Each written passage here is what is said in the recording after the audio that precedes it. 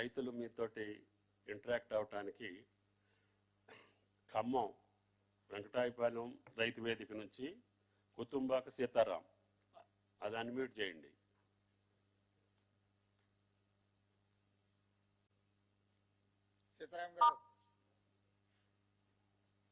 Sitaram Venkatayapalem. Sir, నా పేరు కుతుంబాక సీతారాం, మీ వెంకటాయపాలెం గ్రామం, రఘునాథపాలెం మండలం.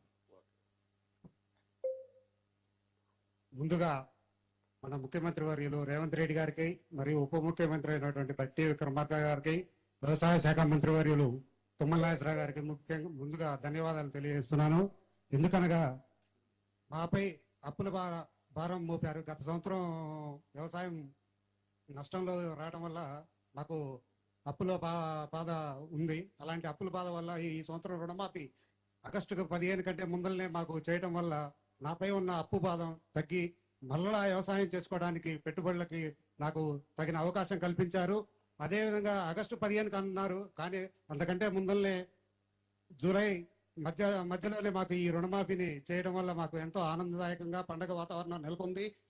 దేశ నేత అయినటువంటి రాహుల్ గాంధీ గారు అన్నట్టు రైతు బాగుంటే దేశం బాగుంటుంది అనే కార్యక్రమానికి మీరు సహకరించారు. ఇలాంటి కార్యక్రమం వల్ల భవిష్యత్తులో మాలాంటి యువ రైతులు వ్యవసాయం చేసుకోవడానికి చేయాలనే సంకల్పాన్ని మీరు కల్పించారు కాబట్టి ప్రత్యేక ధన్యవాదాలు తెలియజేస్తున్నాను మీకు.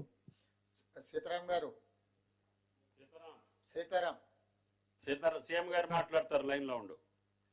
సీతారాం బాగున్నారా? బాగున్నా సార్. ఎన్ని ఎకరాలు ఉంది భూమి? 4 ఎకరాలన్నర ఉంది సార్. 4 ఎకరాల. ఎంత ఉంది లోను సార్? లోన్ ఎంత ఉంది బ్యాంక్ లో?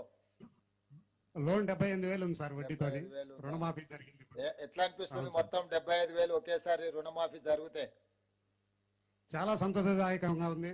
గత ప్రభుత్వాలు ఏ ప్రభుత్వం ఇటువంటి రుణమాఫీని ఒకేసారి చేయలేదు.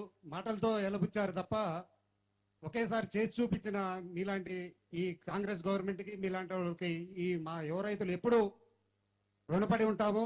అదే విధంగా వ్యవసాయం చేయాలనే సంకల్పాన్ని మాకు కల్పించారు మీలాంటి వాళ్ళు. ఎప్పుడూ మీరు చల్లగా ఉండాలి.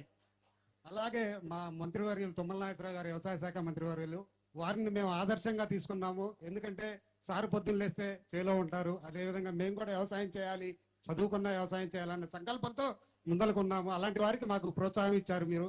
చాలా ధన్యవాదాలు సార్ మీకు. ఎంతమంది పిల్లలు సీతారాం? నాకు 2 పాపలు సార్. ఏం చదివిస్తున్నావు? ఇంటర్మీడియట్ ఫస్ట్ ఇయర్, ఒక పాప 10th సార్.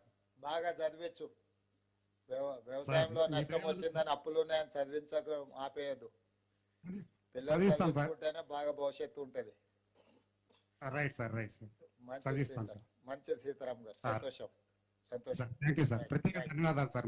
సాగర్ కర్నూలు, వి రాములమ్మ, రామాపురం.